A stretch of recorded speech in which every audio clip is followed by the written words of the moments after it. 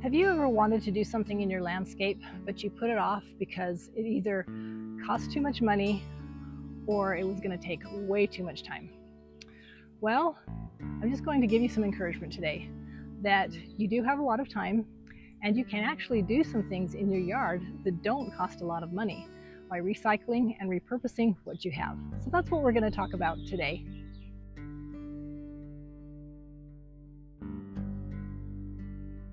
So when you're going to do a landscape, it does cost money. It is expensive, but there are ways that you can save. And one of the ways that you can save is use the time that you have. I started my landscape project 5 years ago, and I'm still doing some upgrades. Most of it's done and completed, but I still have some little projects here and there, and it took time, but that was okay. I was fine with that. And there were things that I learned along the way and things that I used that I already had that I just recycled and reused and made it work. And it's really added to my landscape, and we've been able to do some really fun things.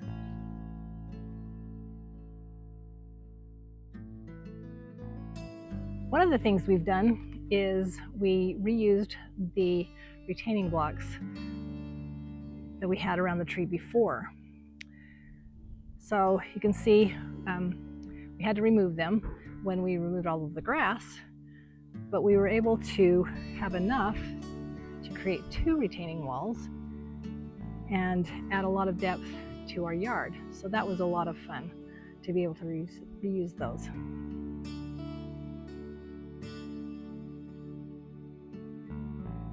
Another thing we did is that we used all of the rocks that we found as we dug up, and there's quite a variety of them, different looks and things. You can't see all of the retaining wall that we created because we do have a slope in the yard. When I clear out the lamb's ear, we'll be able to see it a little bit better. But I did that in 2 places in my yard. I did it in the front, and then I also did it on the side yard over here. You can see over there, there's a little bit of a retaining wall there. And that's just to hold the dirt back so we can have a little bit of a flatter space. And you can see the rocks over here. But they actually were really quite beautiful.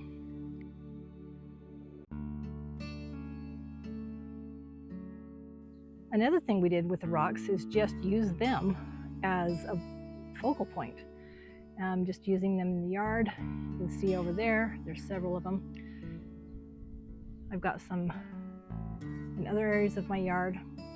And then I've also used the rocks to just kind of be an edge to the edging that I just put in to hold the dirt back. Just so it keeps the walkway clear and everything. So that was kind of fun, is to be able to just use the rocks that we have. I found so many different colors. You can see there.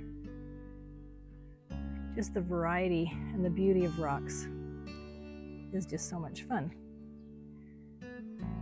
More over here, and then more toward the back.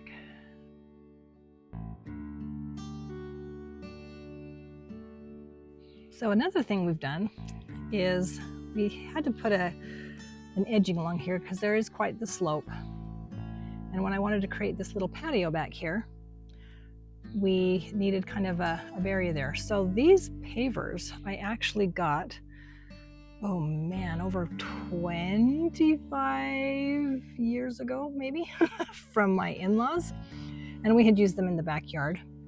But when we started changing things, we wanted to build this patio here. This is in the front. But we needed a barrier, so we just used what we had, and they just fit perfectly.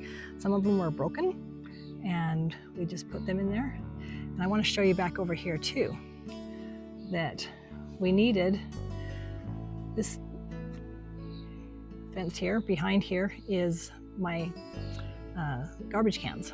And so we have a fence post here, and we have a fence post there. But in order to bring the garbage cans out, we needed a few pavers. Now we can't see this from the street. It doesn't bother me. Maybe you're particular and you want to have everything match, but I just thought it was brilliant that even the broken ones fit perfectly around the fence post where it was cemented in. And we just used what we had, so I didn't have to go out and buy extra things.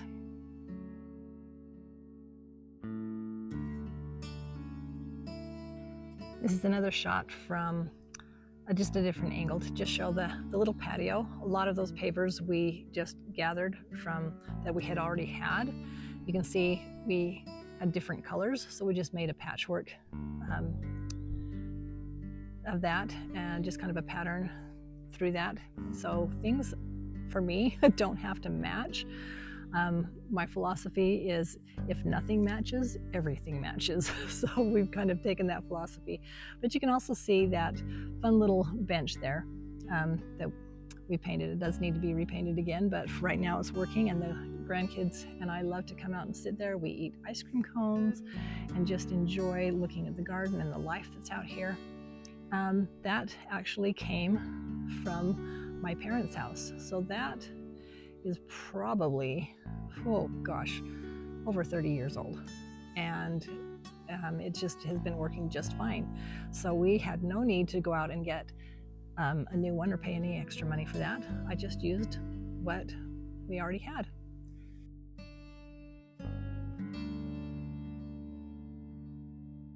Repainting something that you've already have is another way to really save a lot of money.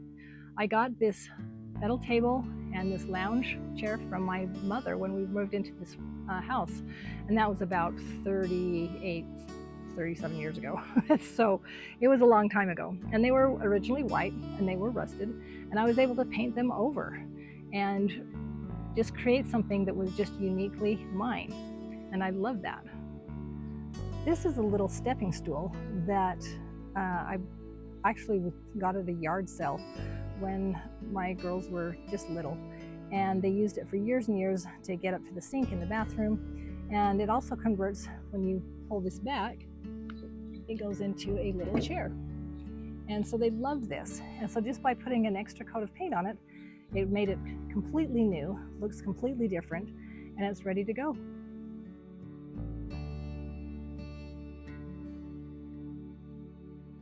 Another thing that we've done is we took some extra wood that we had underneath the deck.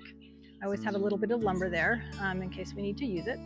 And we just stuck it on the side of the deck to create a barrier so our chickens wouldn't go underneath there. They were getting into a bad habit of going under the deck, and we didn't want them to do that. So we just placed it there.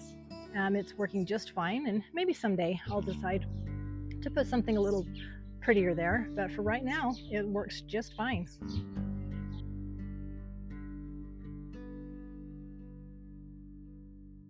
These votive lamps are made from old bottles, and I bought these at the farmer's market a couple of years ago.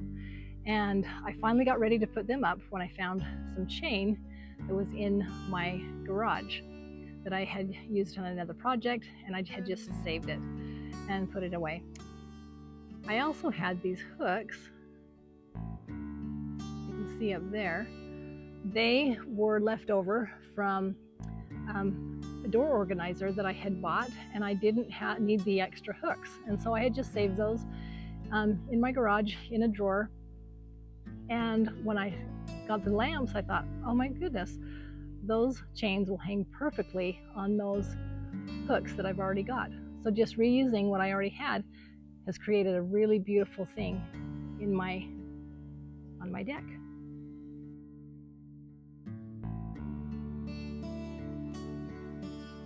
Another thing we did on this little patio area, I've planted some sky pencil holly, and eventually we're going to have an 8-foot wall of green, and it's going to make this a very nice little secluded place.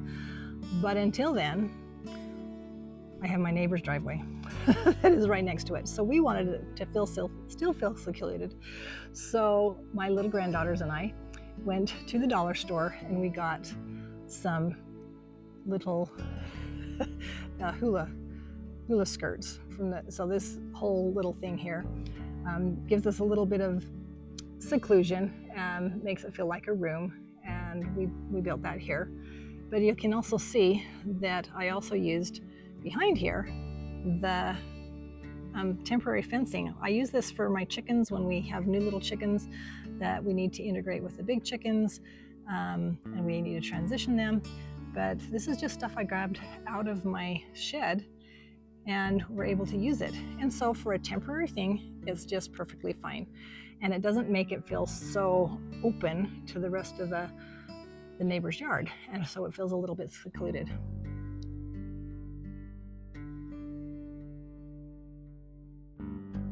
And just to show the value of this little area, and maybe you think, oh, I don't want to have the grass skirts over there, but these are my little granddaughters, and they decorated the table, and we had breakfast out here when they slept over, and they thought it was absolutely wonderful.